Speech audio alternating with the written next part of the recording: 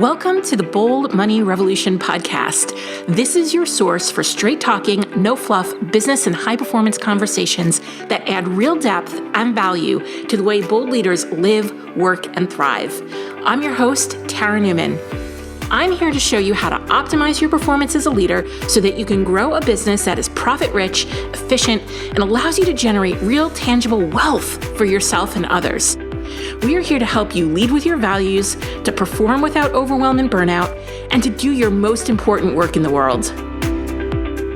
Hey, bold leaders. Welcome to the Bold Money Revolution podcast. I'm your host, Tara Newman, and I am here with a super fun episode. And I swear, I think I say that every time because I just love business and I am a total business nerd and I can talk about these things all day, every day, and be in my glory. So I think this episode is super fun. We're talking about this $250,000 revenue plateau that you might be facing in your business. It is mastermind enrollment season around here at the Bold Leadership Revolution, which is why we are talking about this. And that means that my calendar is gloriously full of amazing small business owners who are growth-oriented, have big ambitious goals, and wanting to know just how to get from their point A to their point B. Given the timeliness of these conversations and wanting to encourage all of you who might want to apply for the mastermind, I wanted to share what I'm observing in these conversations because I think you might be here too. And I just don't want anybody to feel alone in their journey. That was actually, I had a blog, it was actually my second blog back in 2012. And that was really why I was blogging, was because I had just gone through some of the worst financial times in my life. We had declared bankruptcy in 2010. We were rebuilding, repairing our entire lives, not just our finances. And gosh, I was so lonely during that time. And I thought that nobody else had bad things happen to them and that nobody else faced adversity. And I really just wanted, I obviously figured out that wasn't true. It's just that nobody talked about it. And so on my blog, I wanted people to have a place where they could go and not feel so alone in their daily struggles, in their own adversity and challenges. And so that is very much a part of why I do what I do and what I do here, just in a little different context, right? In terms of this is about business ownership, and my blog back then was about more family and leadership and life stuff. So I really want to share these observations with you in case you're hesitant about jumping on a call with me because you're embarrassed or because you're not sure if you're weird. You're not. I'm super weird. And that you are not alone in these challenges that you might be having. So firstly, let's be clear about who I'm talking about, because I think so many programs you see online are way too vague about who they are for, which is causing some of the problems I start to see later down the road when service providers are trying to break through various revenue plateaus. This podcast episode is specifically speaking to experts who are delivering a service. It's primarily who I speak to on a very broad scale. Expert meaning they have years of experience, time on task, a degree, a certification, a well-honed reputation for being truly exceptional at what they do. That is how we define expert. And these experts are delivering services in a way that have them generating about $150,000 a year to just below $250,000 a year if they are applying for the mastermind, right? Like I said, mastermind's really if you're in that $250,000 spot, but I said send an application if you're a little below that. It's a case-by-case basis. We have to have a conversation, have to understand where you're at in your business. Now, if you're at a place where you're trying to break through $100,000 revenue plateaus so you can start paying yourself more, this is also going to be a super helpful episode for you because heck, if you can start to break through some of these issues earlier, then maybe you won't hit that plateau at $250,000 I did not hit a plateau at $250,000, but my growth slowed at that point. And that is actually very normal. So I want to just, this is for you if you're at a plateau where you feel like you keep coming in under this dollar amount. You've set this goal for a long time and you're not there yet. And I get that it could be frustrating if you feel like your growth has slowed. This can be for you as well. So while I break down stages of business by revenue size, many people also do that. And not much changes though with the other revenue stages. Bigger decisions are made. Sure, things get easier. Absolutely, because you have more money and you're buying yourself at a time and you have more support. I know that's contradictory. Women usually think that things get harder the more money you make, but they actually get way, way easier. And so that's actually one of the things that's keeping them plateaued, is they think it's going to be harder. That's a mindset shift that they need to make. But the reality is it gets easier. Things that also change, your boundaries need to be at ninja status.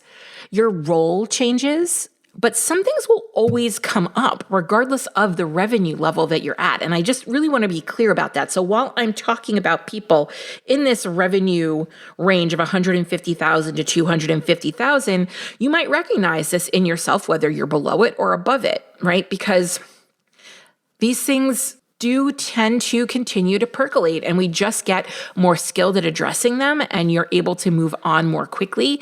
They become less disruptive towards your goals. So why you're not breaking the $250,000 plateau?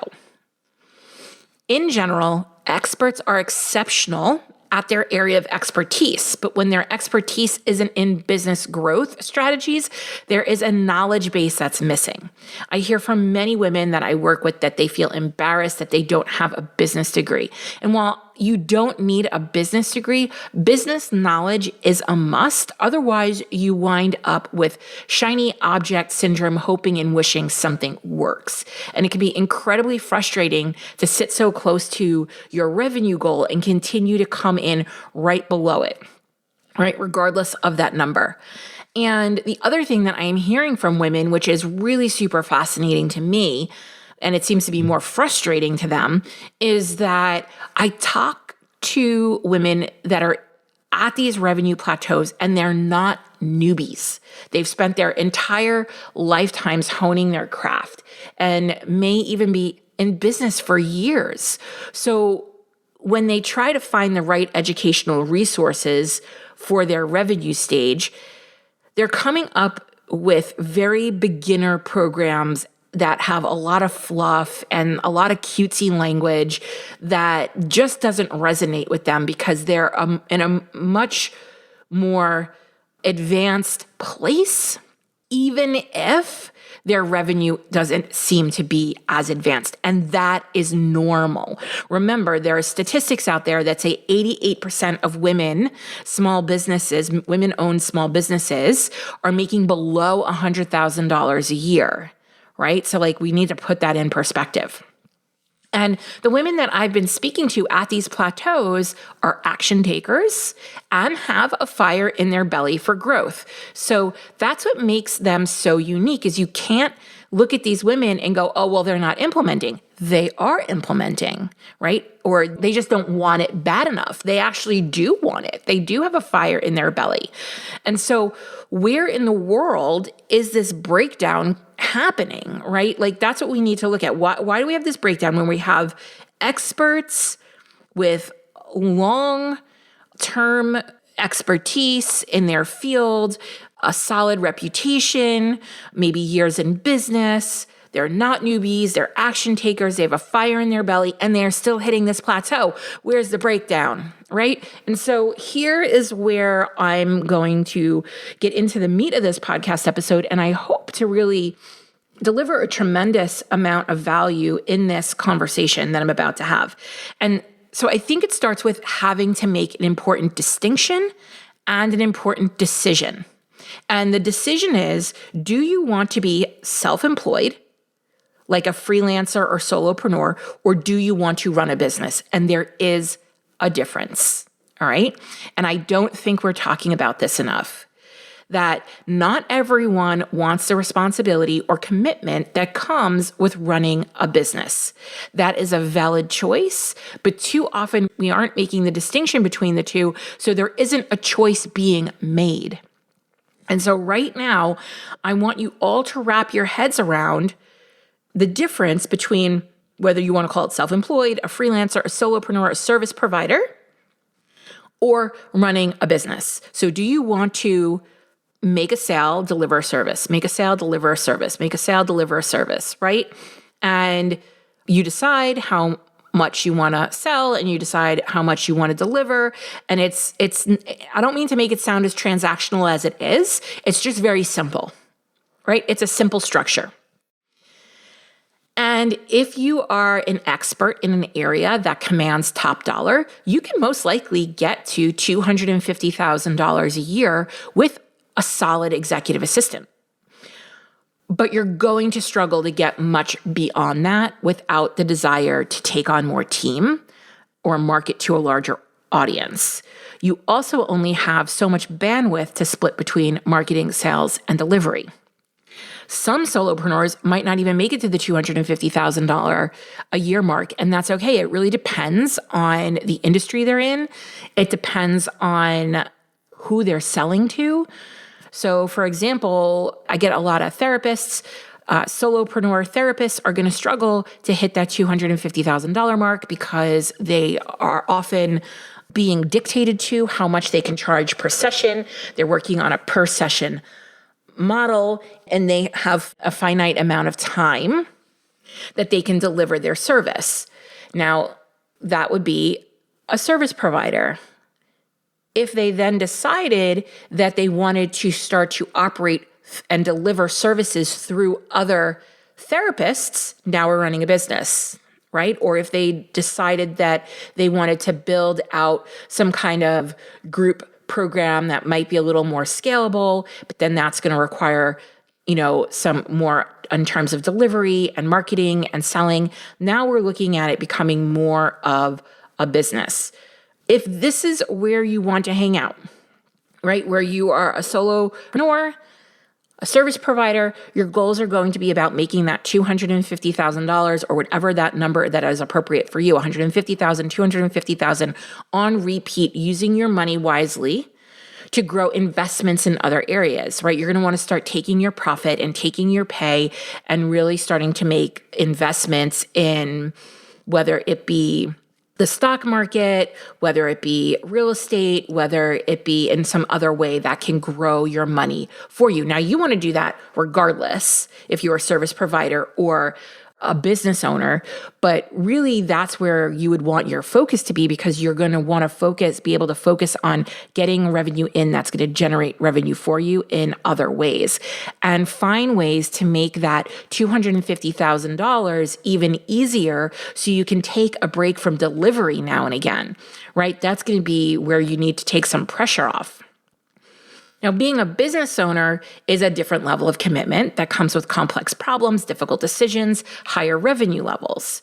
If you don't like solving problems, challenging yourself to do uncomfortable things, having difficult discussions, handling more pressure, and doing the common things uncommonly well, then this isn't likely going to be for you, and that's fine. But the thing is you need to decide which strategy you are going to employ. Are you going to employ a service provider, like a freelancer type strategy, or are you going to employ a business building strategy?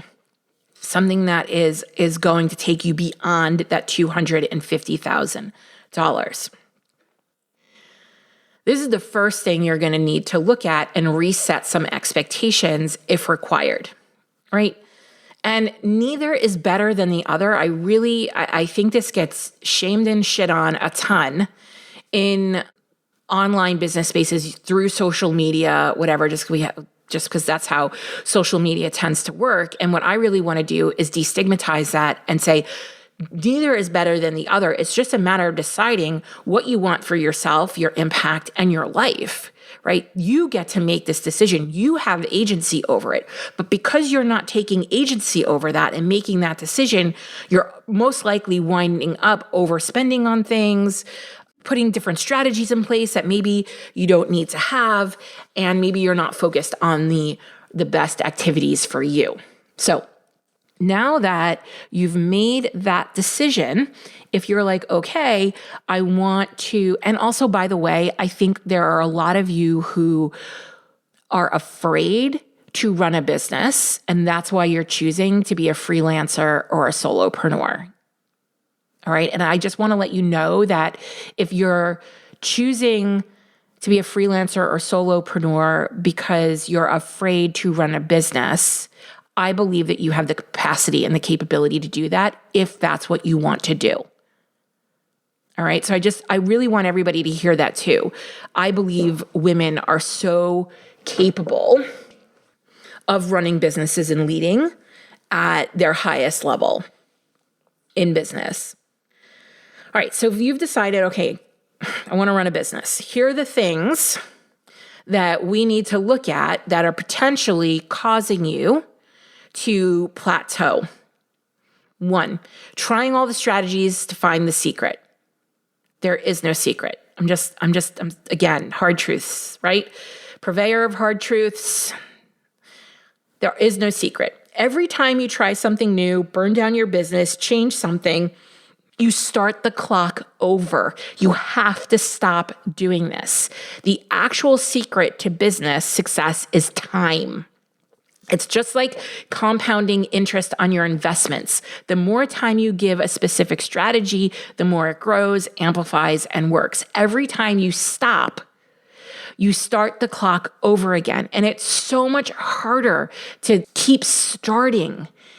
Like, do you ever realize this with maybe some health habits? Like maybe you want to walk 10,000 steps a day, right? And you're at it. You're at it for 20 days. You're walking 10,000 steps a day, and then something happens and you stop, and then the next day you stop, and then the next day, and then it is so much harder to get started again, right? So time is your friend if you know how to use it. So for all of you who come at me with how long is this going to take? First of all, it's going to take a long fucking time. I'm just going to be honest, right?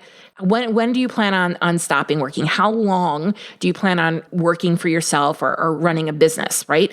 A long time. It's going to take that long. It's going to take as long as it takes, and longer if you continue to seed everything you do with impatience. And when is this going to happen, right? How much time something takes is a vanity metric.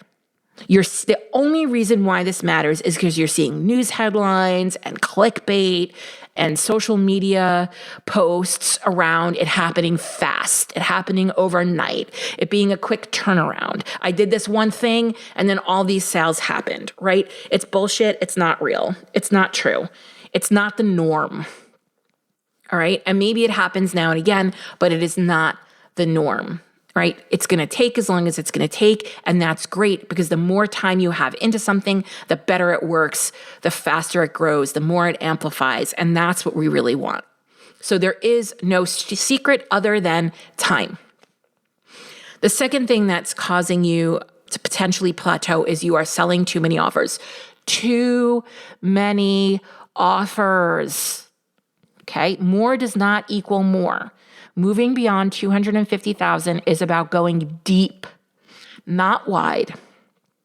It's about incremental improvements to what you already have. It's about iteration, and it's about design thinking and evolving something and making it better and adding more value and raising the rate and adding more value and making it better and getting feedback and getting case studies and raising the rates. And it is that over and over and over and over again.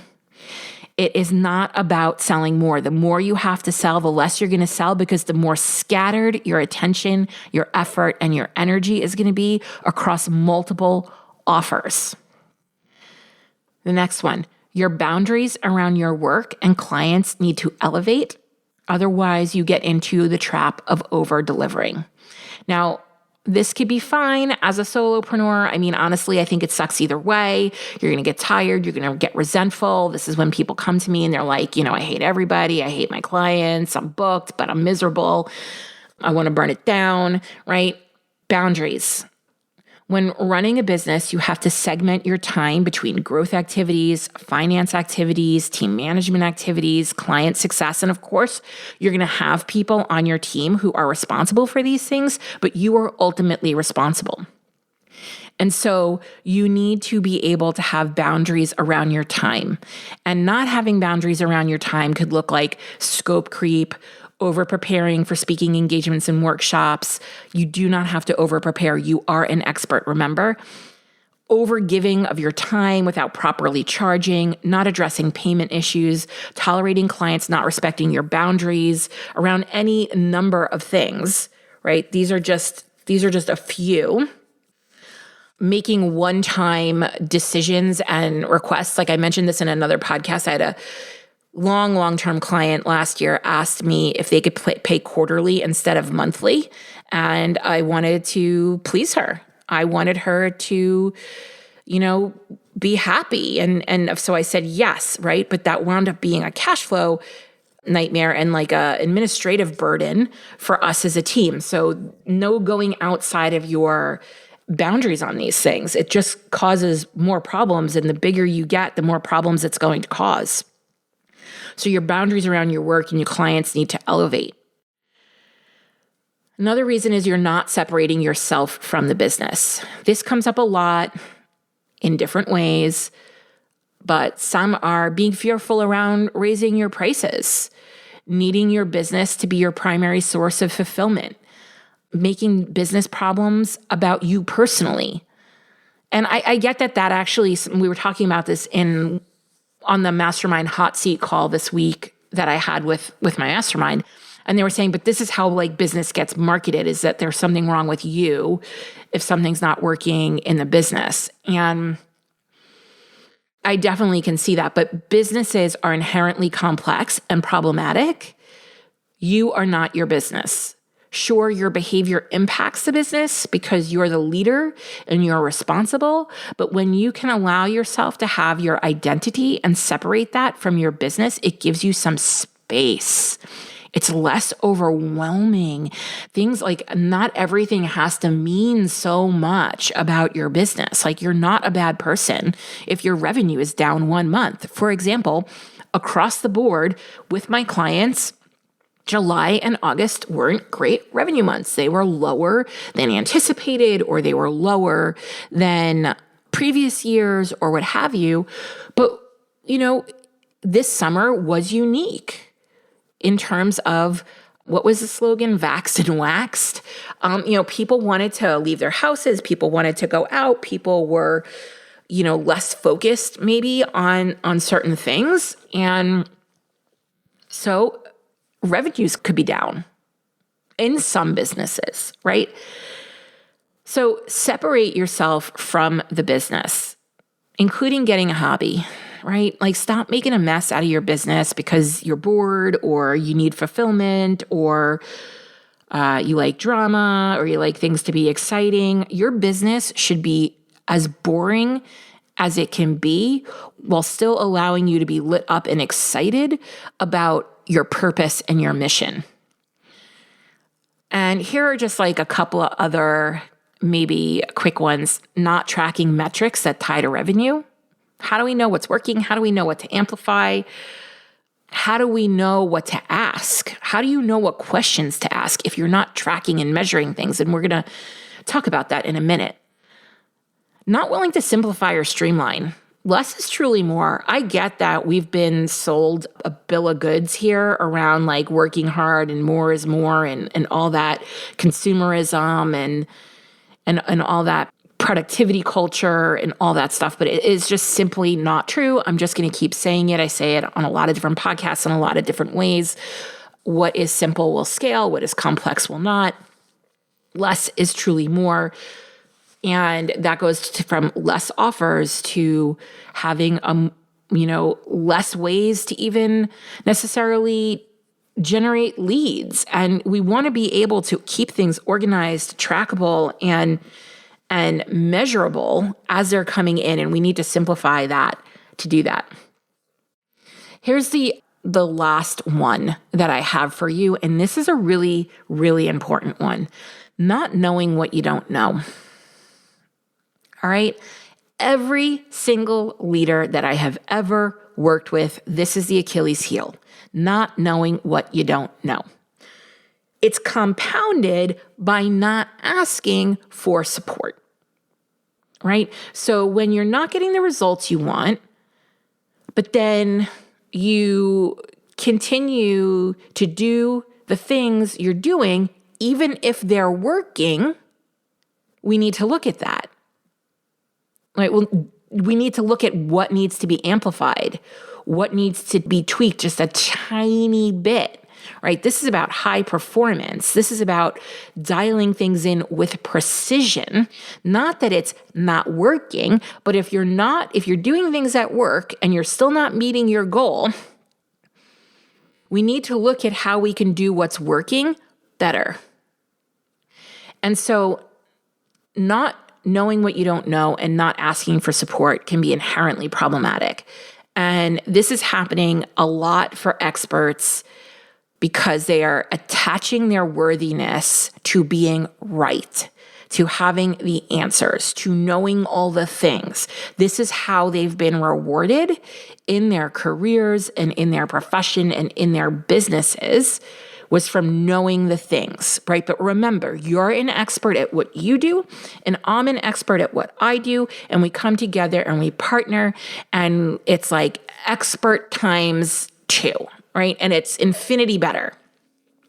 So here's how to get a little bit of a handle on knowing what you don't know and asking for support, right? First of all, there's absolutely nothing wrong with saying, I don't know what to ask. Can you help me identify what I need to ask?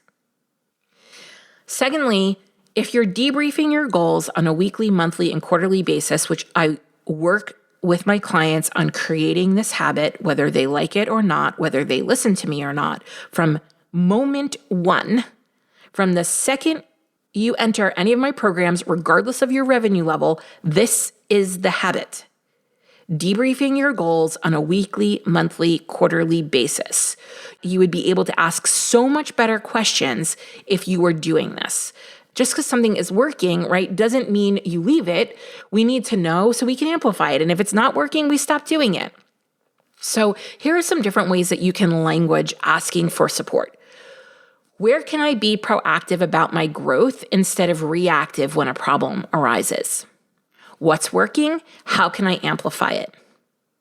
Based on the following set of metrics, what should I focus on? So if you're tracking things and you came to me and you said, based on what I've tracked, what should I focus on? What do you see in my data that I'm not seeing? I'd be actually able to have a conversation with you about that, right? And you don't have to do anything other than say, here's the things that I track. What do you think? You could say, I feel stuck in this place, and obviously, describe the place. What would you recommend? Have you ever experienced this before? I guarantee you that when you ask a question and say, have you ever experienced this before? The person you're asking the question of probably has. And they might even be able to share some of their knowledge based on their own experience. If any of this sounds like something you want to work on, right? Whether it be simplifying, asking for support, identifying metrics, getting out of the over-delivery and creating some boundaries, separating yourself from your business, increasing your pricing, decreasing the amount of offers that you have, giving it the time to work. If any of those things sound like something you want to work on in the coming year so you can start taking the money you make and growing it, then I want you to go to theboldleadershiprevolution.com/mastermind and fill out an application. We're looking for 5 experts who are running service-based businesses to join us. And I just want to be clear, leave you with some of the things that I'm looking for. We talked about this in the episode earlier in the month around, is the Bold Money Mastermind right for you? But I'm going to share. So you're already earning $20,000 per month or close to it. Close to it.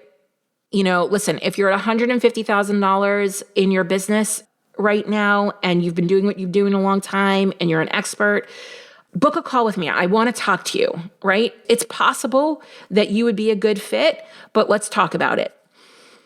You want to grow your net worth to multiple millions of dollars without sacrificing the things you love. So you don't necessarily want a $1 million business, but you want millions of dollars in net worth. We can do that, right? We can put you on the path for that. You're looking to organize your business for maximum leverage. You're open to simplifying things and doing less. You're patient and coachable. We do have an episode around, are you coachable? And that is a very important episode to listen to before you buy anything, not just from me. And the last thing is, I need you to promise me you're not going to tell the web celebs what I teach you in this mastermind. Your lips have to be sealed. Confidentiality. If you found this podcast valuable, help us develop more bold leaders in the world by sharing this episode with your friends, colleagues, and other bold leaders. Also, if you haven't done so already, please leave a review. I consider reviews like podcast currency, and it's the one thing you can do to help us out here at the Bold Leadership Revolution HQ. We would be so grateful for it. Special thanks goes to Stacey Harris from Uncommonly More, who is the producer and editor of this podcast. Go check them out for all your digital marketing and content creation needs. Be sure to tune into the next episode to help you embrace your ambition and leave the grind behind.